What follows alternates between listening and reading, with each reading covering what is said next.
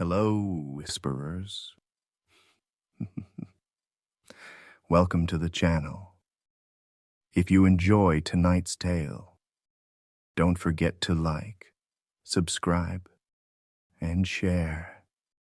It helps more than you know.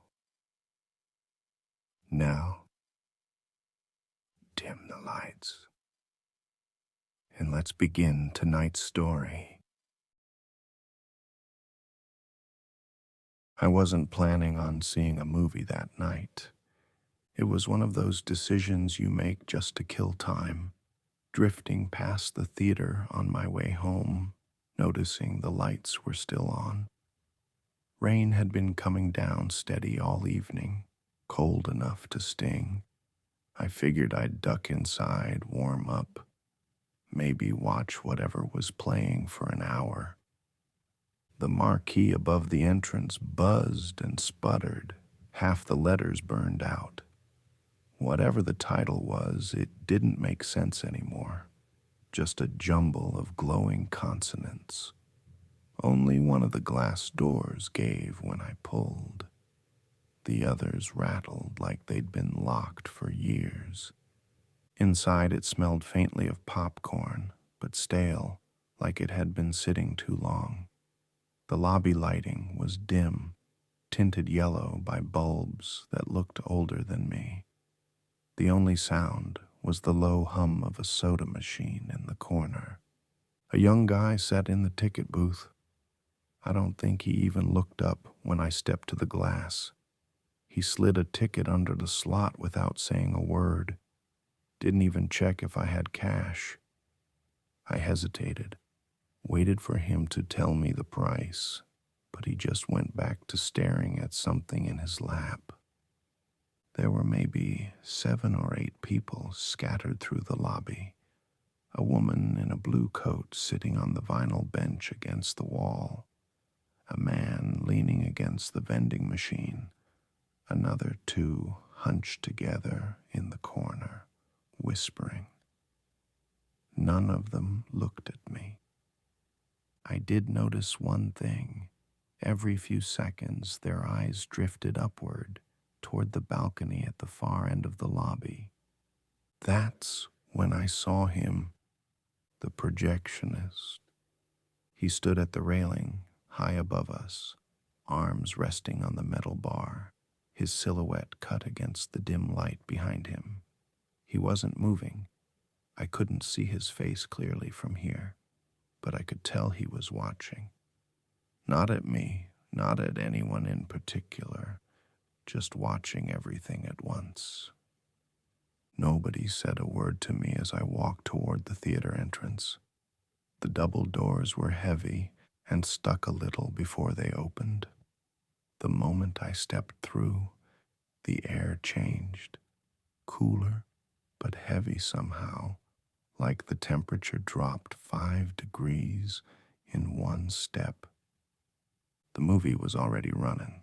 No trailers, no credits. The film looked old, not in the nostalgic way. The picture jittered, colors were washed out, and everything had a faint flicker, like a home movie blown up on a big screen.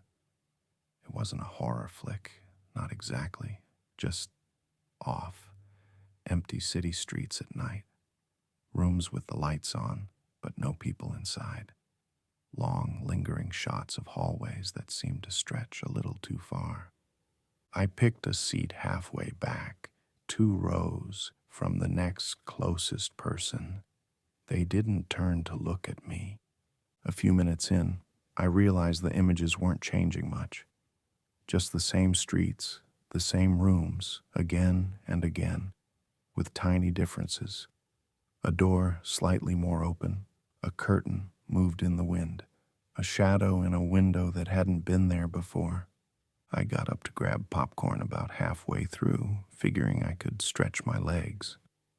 The concession stand was empty. A half-filled bag sat under the popcorn machine, still warm. I waited a moment, expecting someone to come out from the back. No one did. When I turned to head back to my seat, A man I hadn't noticed before was leaning against the wall by the restrooms. He was older, in a worn cardigan with a hole at the shoulder. He didn't smile, didn't even blink, just said in a low, even voice, "You'll want to stay in your seat." Before I could ask what he meant, he turned and walked toward the lobby without looking back. When I stepped inside the auditorium again, my eyes went to the projection booth automatically. The projectionist was there, framed in the glass, still as stone, looking straight down at me. I tried to ignore him when I sat back down, told myself he was just doing his job, that all projectionists probably watch the crowd from up there. But the moment I slid into my seat, the film on the screen flickered hard, the sound warbling like a warped cassette tape, and then it changed. It wasn't the same odd city footage anymore.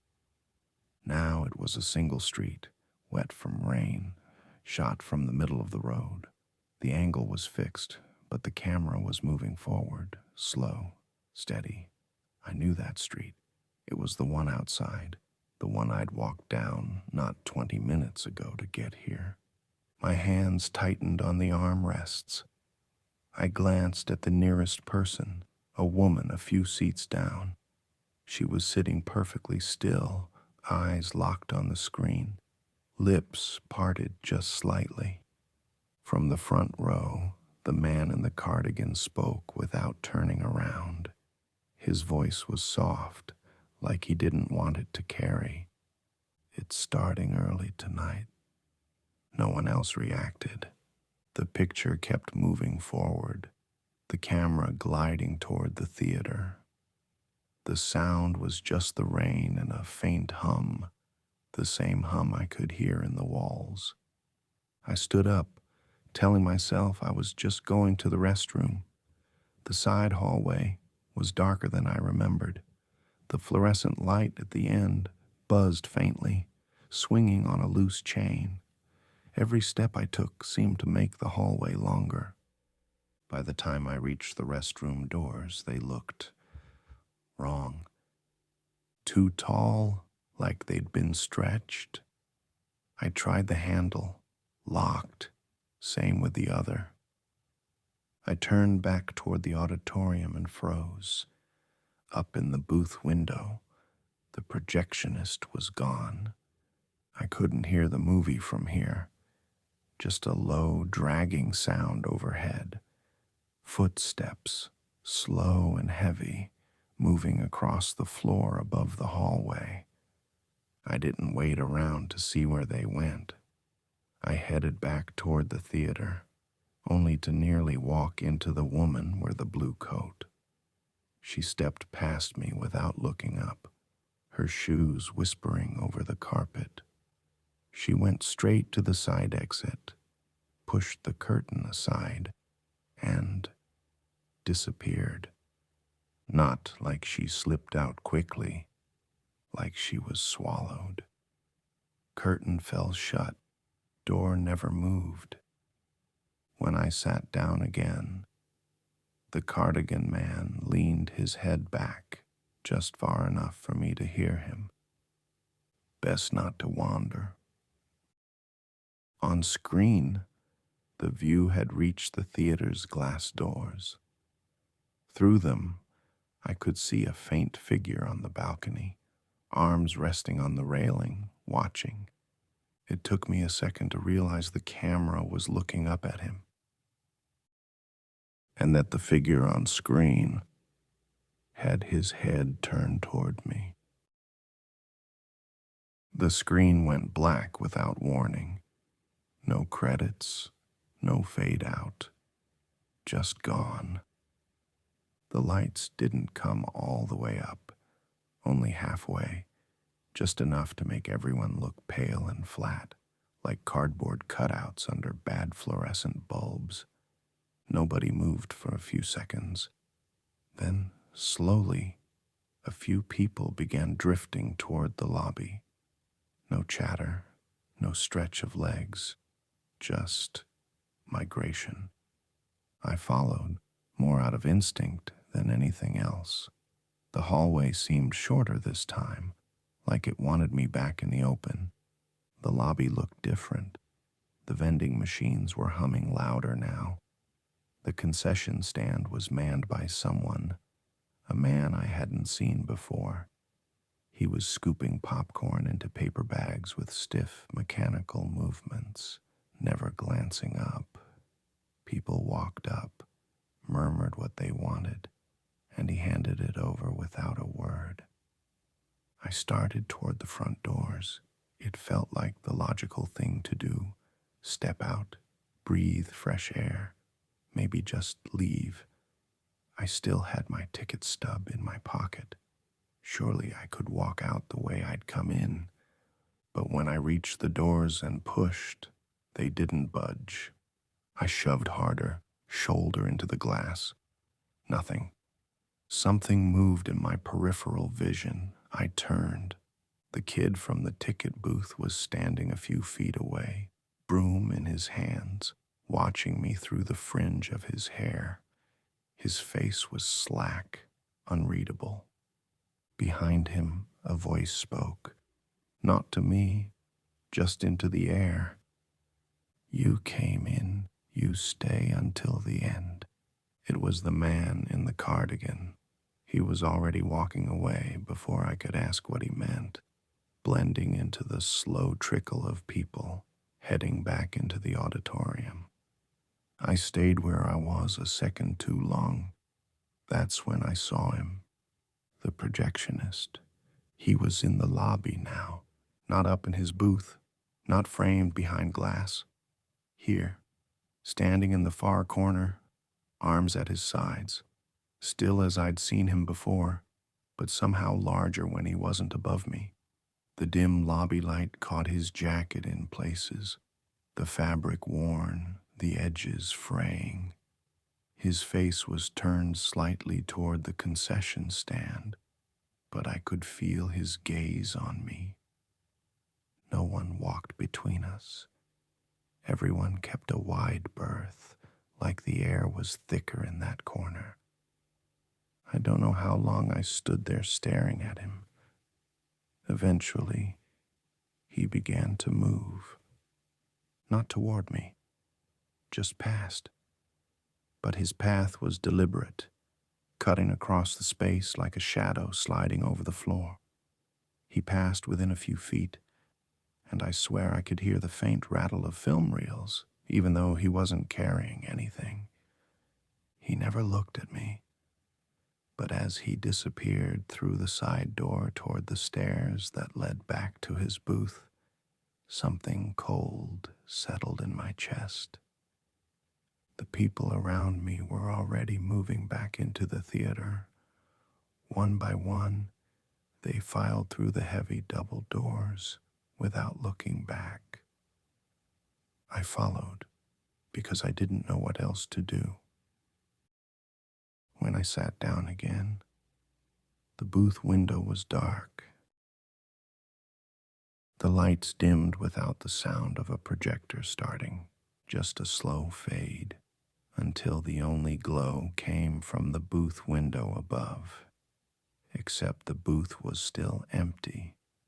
Then the screen lit up, not with the strange looping city footage, not even the street outside. It was the lobby. The same dim yellow bulbs, the same vending machines, the glass doors at the front. The image was so clear, it looked like I could stand up and walk into it. I recognized the shapes moving in frame, the woman in the blue coat, the cardigan man, the kid with the broom. They were all in their spots, but wrong. Their movements were stuttered, halting, like the film was missing frames. And then the perspective in the footage began to move. Slow, steady, crossing the lobby toward the auditorium doors. A faint sound came from behind us, the soft thud of heavy footsteps on carpet. They matched the pace of the camera perfectly. The cardigan man leaned forward in his seat, hands gripping the chair in front of him. His voice was so low I almost didn't catch it. "Don't look at him when he comes in." The camera on screen pushed through the double doors. The real doors behind us opened with a muffled creak. No one turned. Everyone stared straight ahead, bodies rigid. The footsteps entered the room, slow and deliberate, coming down the aisle. I kept my eyes locked on the screen, heart hammering. The footage moved the same way, the same aisle, the same angle, until I realized it was showing us.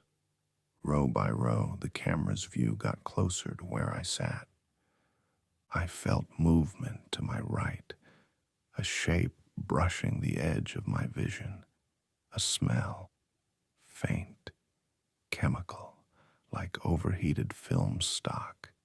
I made the mistake of glancing. He was passing my row, tall enough that his head nearly grazed the ceiling, shoulders hunched, face lost in shadow. I couldn't see his eyes, but I knew they were open. His jacket whispered against the fabric of the seats as he moved past. The footage reached my row. On screen, I saw myself, staring ahead, breath tight. The camera tilted slowly like a head cocking to the side. I blinked. The next thing I knew, I was outside, daylight, bright enough to make me squint. My clothes were damp with rain that wasn't falling anymore. The ticket stub was in my hand, edges soft from being clenched too long. The street was empty in both directions.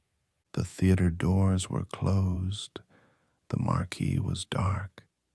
I tried the handle. It didn't move. Behind the glass, far up in the balcony, something shifted.